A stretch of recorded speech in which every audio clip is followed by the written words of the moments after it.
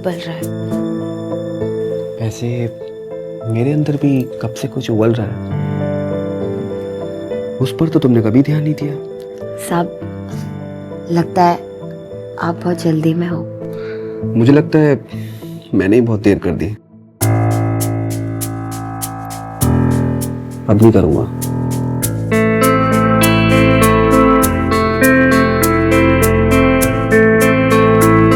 साहब, यहाँ नहीं। Good morning ma'am. Good morning. Suresh, मैंने तुमसे काम वाली के लिए कहा था ना, तुम्हें पता है जब से पुष्पा गई है सारा काम मुझ पे आ गया है। मैडम मैंने एक लड़की से बात कर ली है, रानी नाम है उसका, मेरे बाजू वाले बस्ती में रहती है, बस थोड़ी देर में आती होगी। अच्छा ठीक है, तुम जाके गाड़ी साफ करो, मैं तब तक साहब के लिए नाश्ता बना देती हूँ। जी।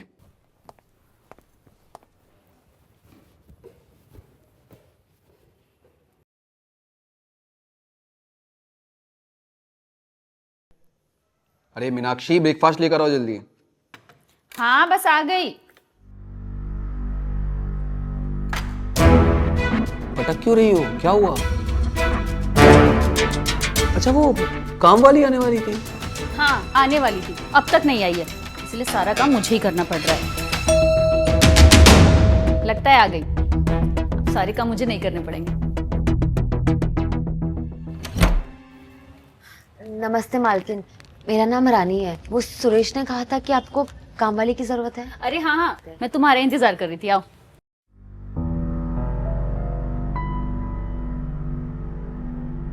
रानी, ये तुम्हारे साहब हैं और ये रानी है मेरी काम वाली। नमस्ते साहब। तुम जब तक नाश्ता करो मैं इसे पूरा काम समझाती हूँ, ठीक है? आ जाओ रानी। ये हमारा किचन है, यहाँ पे सारे मसाले होंगे और ये प्लग।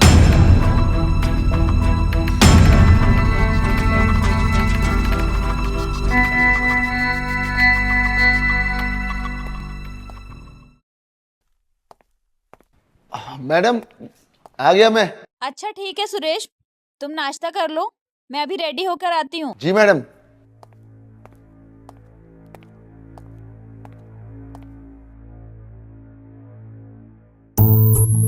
क्या कर रहा है?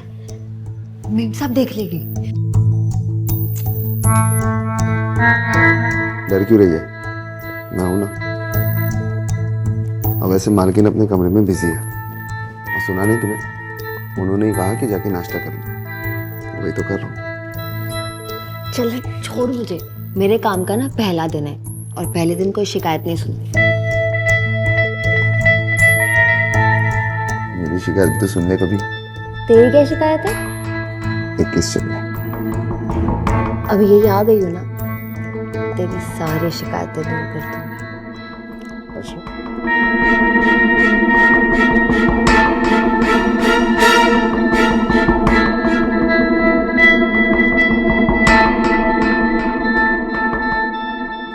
दोस्तों नमस्कार, मैं हूं अनुराग मिश्रा और आपका स्वागत करता हूं अपराध के एक नए एपिसोड में।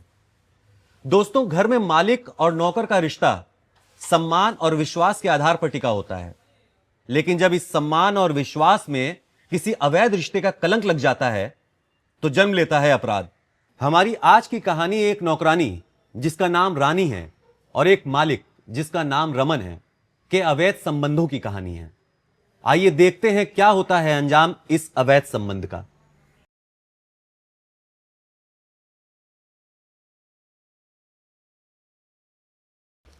मेम साहब, सारे काम कर लिए तो मैं निकलती हूँ। ठीक है।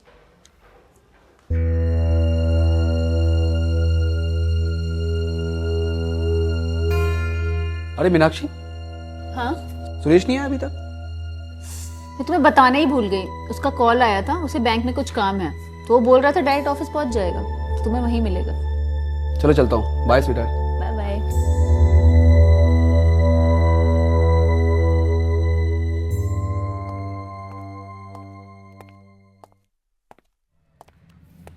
अरे रानी मैडम, कहाँ जा रही हो, कैसी हो? अरे सुना है बहुत काम कर रही हो आजकल, कुछ हमारे लिए भी काम कर लिया करो।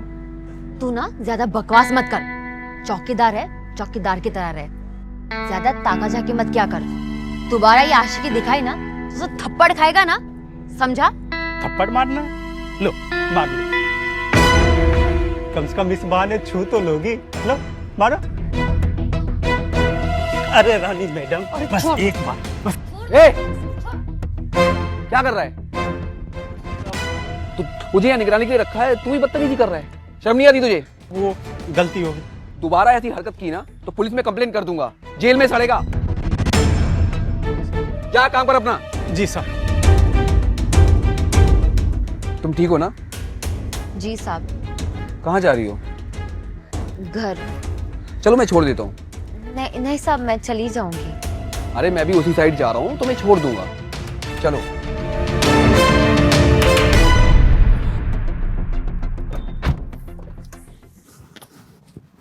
सीट बेल्ट लगा।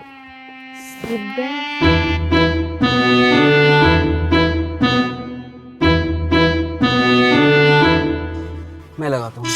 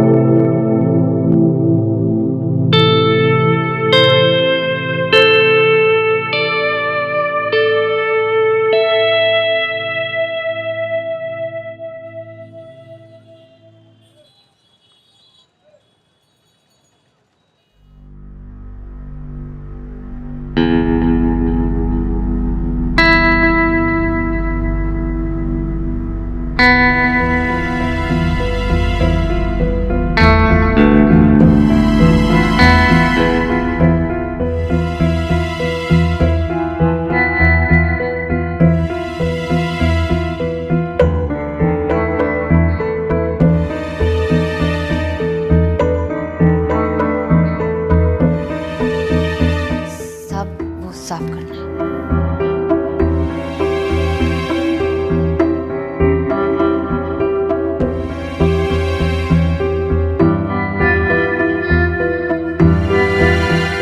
साहब चाय ला दूं? नहीं।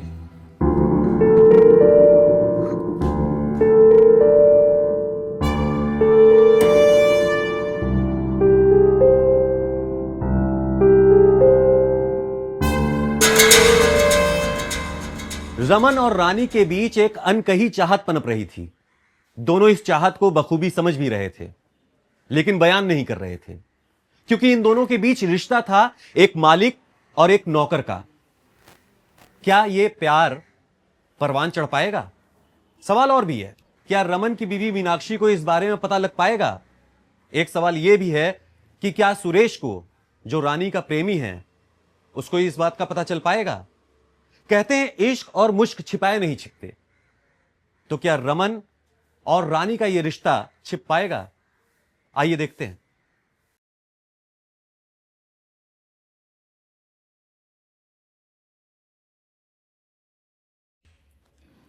रमन, वो मैं मामा जी के घर जा रही हूँ। मामी की थोड़ी तबीयत खराब है, तो रात में थोड़ा लेट हो जाएगा। मैं सुरेश को ले जा रही हूँ। आज तुम कैब से ऑफिस जाओगे क्या? ओके डार्लिंग, कोई प्रॉब्लम नहीं है। ठीक है। रानी, साहब को नाश्ता दे देना। जी मैम साहब। बाय।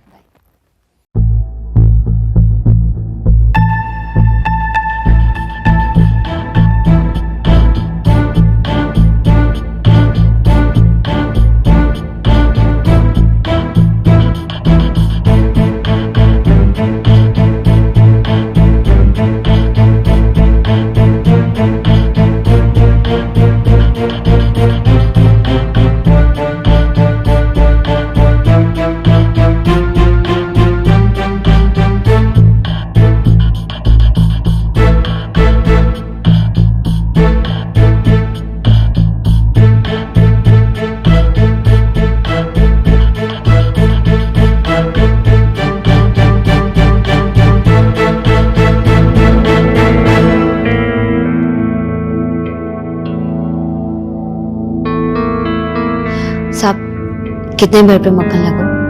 दो।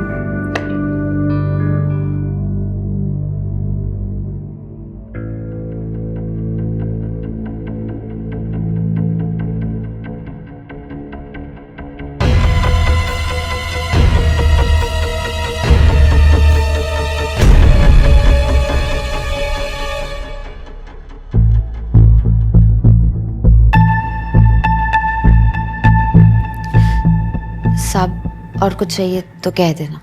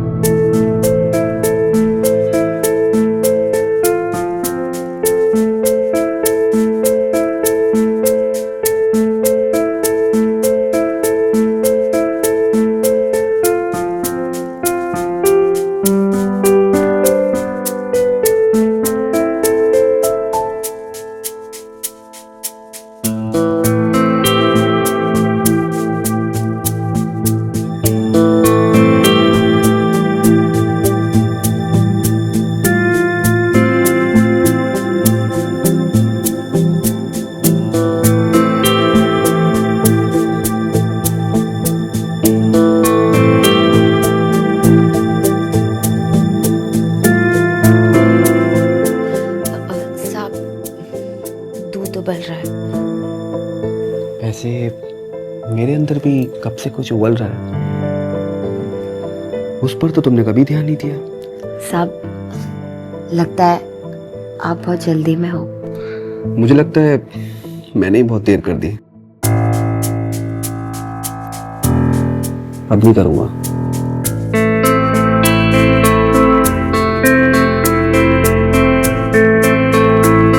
साहब यहाँ नहीं।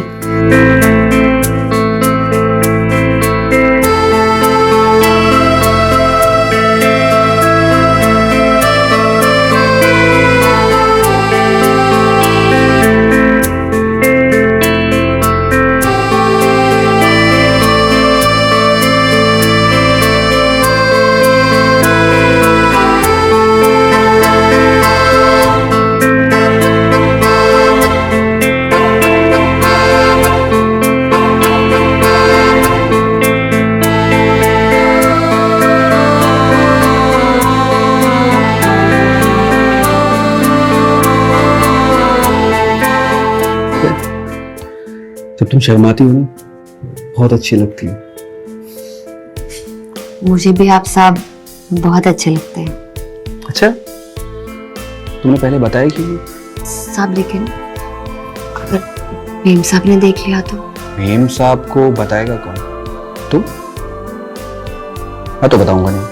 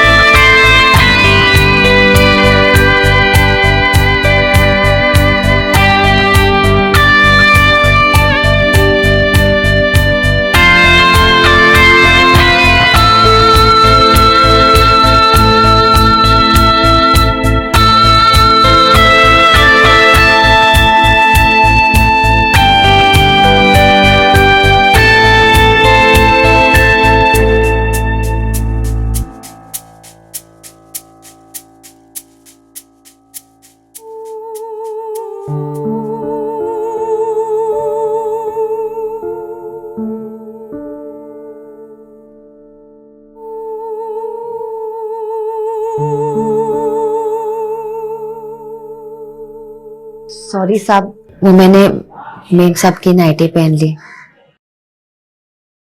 सॉरी बोलने की जरूरत नहीं है। एक बात बोलूं रानी, वैसे इस नाइटी में तुम बहुत खूबसूरत लग रही हो। सच्ची साहब?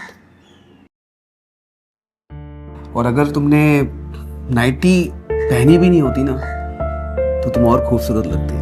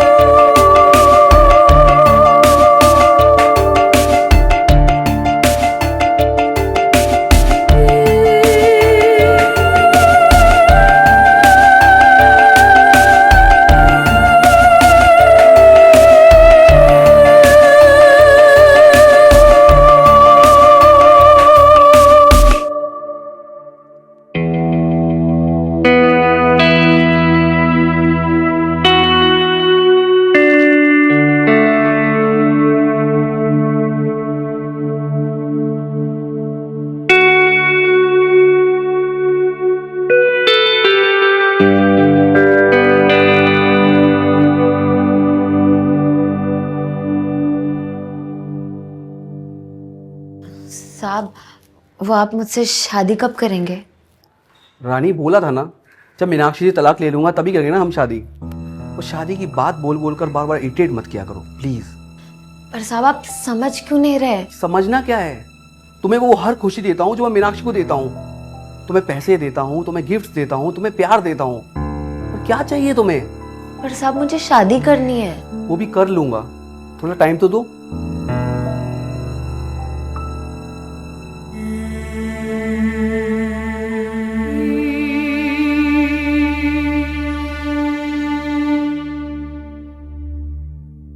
रमन और रानी के इस अवैध रिश्ते को रानी एक नाम देना चाहती थी।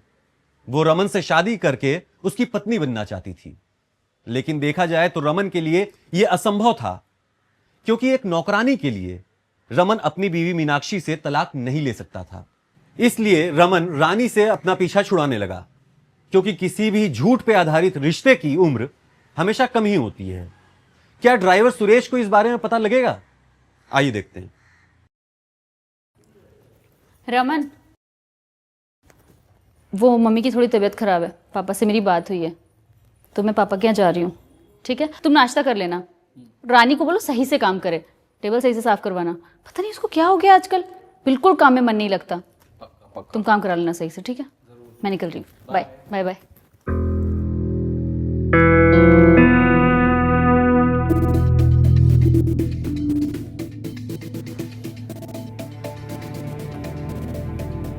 सुरेश, जी मैम। साफ सफाई हो गई? जी मैम, हो गई। मामा जी क्या चलना है? अरे साहब रुके तो सही, मैम साहब ने देख लिया ना तो टेंशन हो जाएगी। ये ना बहाने बनाना ना बंद करो, चलो ना बेडरूम में। साहब आप ना बहुत शरारती हो गए हो। अच्छा, और ये शरारती बनाया किसने? हाँ, शायद मैं फोन बेडरूम में भूला ही, मैं लेके आती हूँ। हाँ मैम, आप रुकिए, मैं लेके आता हूँ।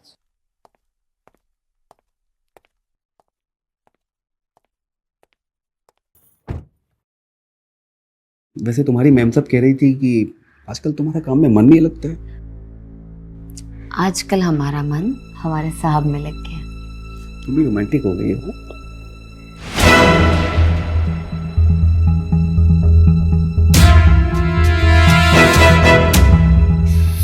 सुरेश,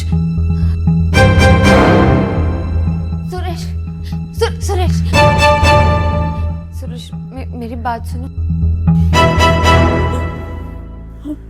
तुम पे काम करनी थी या फिर अयाशी करने? हाँ, जैसे तुम्हें लग रहा है वैसा कुछ नहीं है। सब अंधा नहीं हूं मैं, देखा है मैंने तुम दोनों को।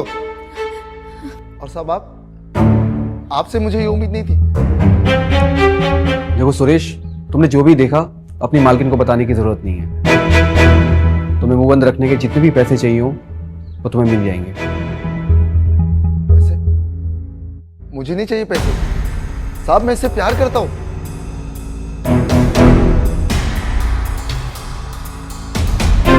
और ये करती है तुमसे प्यार? पूछो इससे। करती है ना, तो करती है ना प्यार मुझसे। बट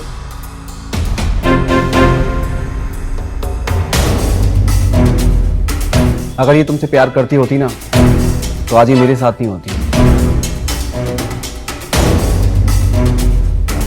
देखो सुरेश, मेरी बात को समझो। कल से तुम काम पे लगा, तुम्हें हर महीने सैलरी के साथ एक्स्ट्रा पैसे आते रहेंगे, ये मेरा वादा है।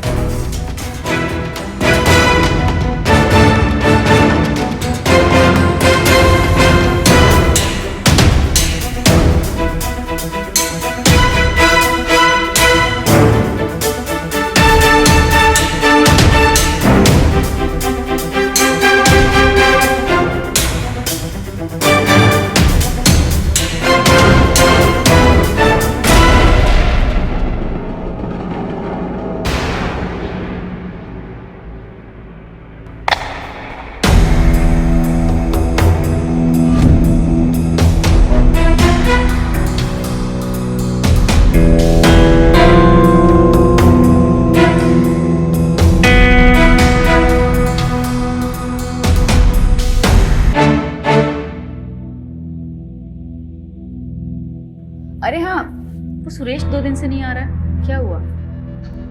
वो नहीं आएगा अब। उसका फोन आया था, वो बोल रहा था कि उसे घर के पास ही काम मिल गया है तो उसने छोड़ दिया। ऐसे कैसे छोड़ दिया बिना बताए? अच्छा ठीक है, तुम दूसरे ड्राइवर का इंतजाम करो।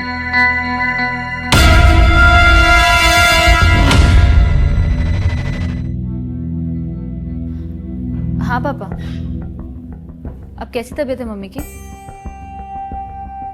अच्छा ठीक है, मैं थोड़ी देर में आती हूँ। हाँ ठीक है।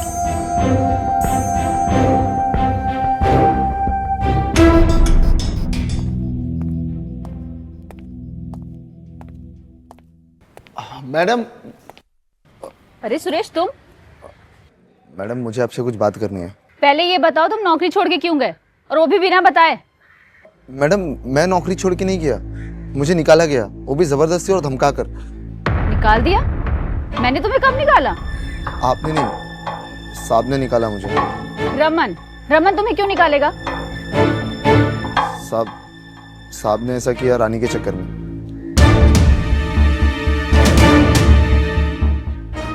उनकी नीयत खराब हो गई रानी को देखकर। साहब ने रानी को पैसों का लालच दिया और अपने प्यार के झूठे जाल में फंसा दिया। मैडम रानी मुझसे प्यार करती थी, तो पैसों के लालच में आकर उसने भी साहब के साथ।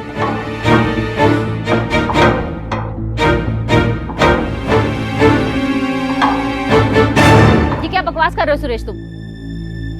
ऐसा हो ही नहीं सकता। रमन मेरे साथ ऐसा कर ही नहीं सकते, वो सिर्फ मुझसे प्यार करते हैं। मैडम अगर आपको मेरी बात पे यकीन नहीं है तो आप खुद चल के देख लीजिए। आपकी पीठ के पीछे साहब क्या गुल खिला रहे हैं, वो भी एक नौकरानी के साथ। आप खुद चलिए।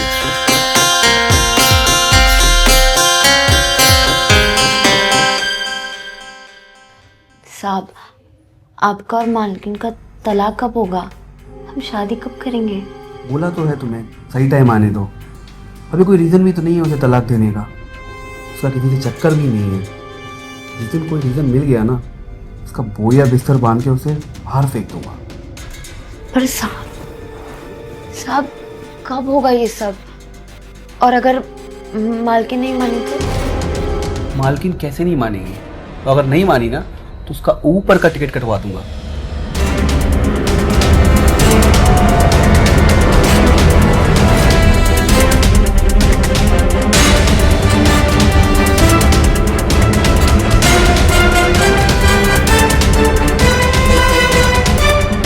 देखा आपने मैडम? मैडम मुझे बस इतना चाहिए कि आप रानी को साहब से अलग करवा दीजिए, बस, और कुछ नहीं चाहिए मुझे। तू जा अभी, मैं देखती हूँ मुझे क्या करना है। जा।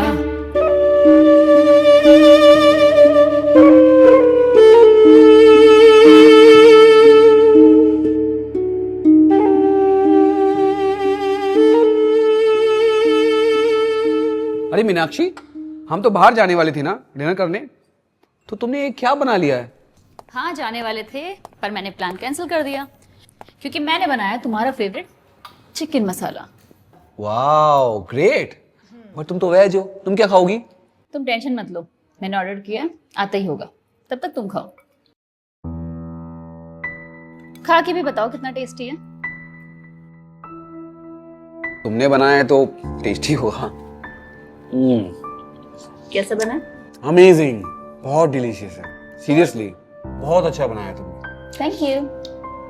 हम गलती कर रहे थे, रेस्टोरेंट जाने का कोई फायदा नहीं होता। तुमने जो इतना टेस्टी खाना बनाया। यस। हमारा खाना कब आने वाला है वैसे? आ जाएगा, तुम टेंशन मत लो, तुम खाओ ना, अच्छे से खाओ। और दो? नहीं, अरे खाने तो दो।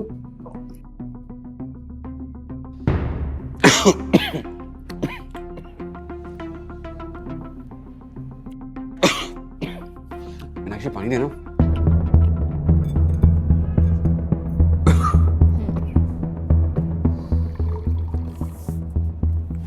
मीनाक्षी पानी। पानी दो ना। पानी क्यों नहीं दे रही हो? रमन, तुम मुझसे प्यार करते थे ना, फिर उस 2 कौड़ी की नौकरानी के लिए तुमने मुझे धोखा दिया।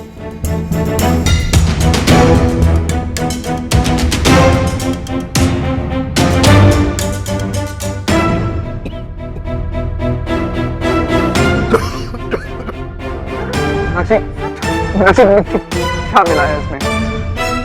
जहर, जहर है।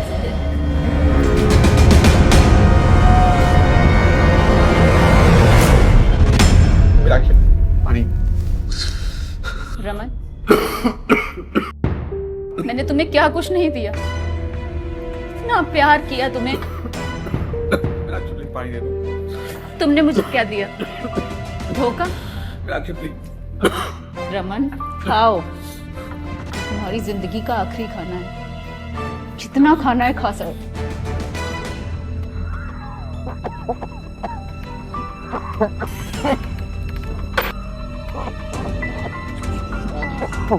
पानी चाहिए रमन को।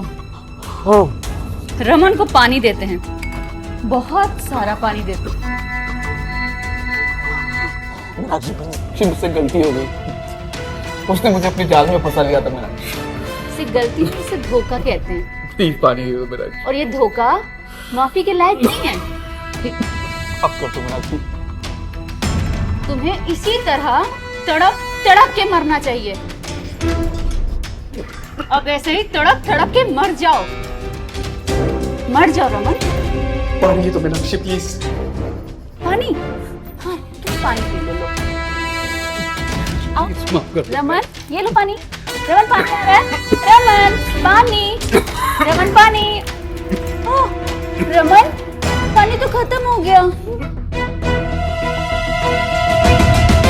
ओह, अब तो रमन भी खत्म हो जाएगा।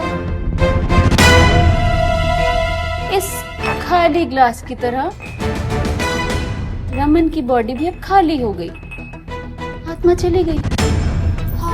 रमन